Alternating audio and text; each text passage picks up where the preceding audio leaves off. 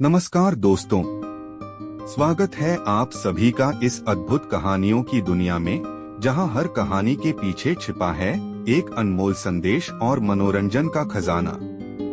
मैं हूं कहानी किंग और आज हम एक नई रोमांचक यात्रा पर निकलने वाले हैं। तैयार हो जाइए, क्योंकि आज की कहानी आपको भावनाओं के अलग अलग रंगों से भर देगी। तो चलिए बिना देर किए शुरू करते हैं हमारी आज की कहानी।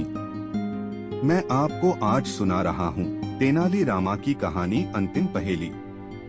उंतूर का जमींदार तोड़राम चंदू तेनालीराम का परम मित्र था।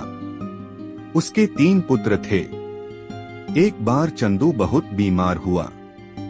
अपनी मृत्युशैया पर आखिरी सांसें गिनते हुए अपने तीनों पुत्रों को बुलाया और कहा, मेरी मृत्यु के बाद मेरे पलंग के नीचे खोदना।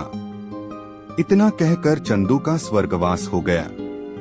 पिता का अंतिम संस्कार करने के पश्चात पुत्रों ने उसके अंतिम आदेश का पालन करते हुए उसके पलंग के नीचे खोदना शुरू किया।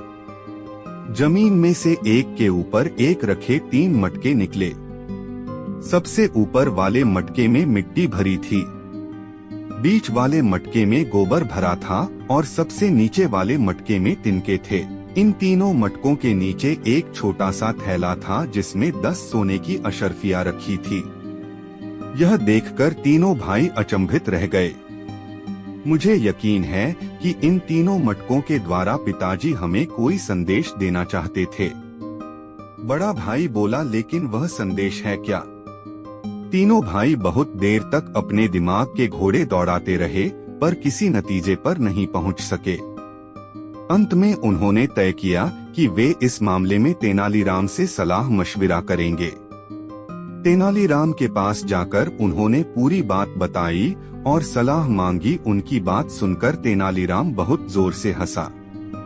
तुम्हारे पिता एक चतुर इंसान थे। उन्होंने पहेली बूझाने का भी बहुत शौक था। तेनाली ने कहा, मेरे विचार से यह उनकी अंतिम पहेली है जिसका हल ढूंढने का जिम्मा तुम पर डालकर वे स्वर्ग सिधार गए। दरअसल यह पहेली बेहद आसान है।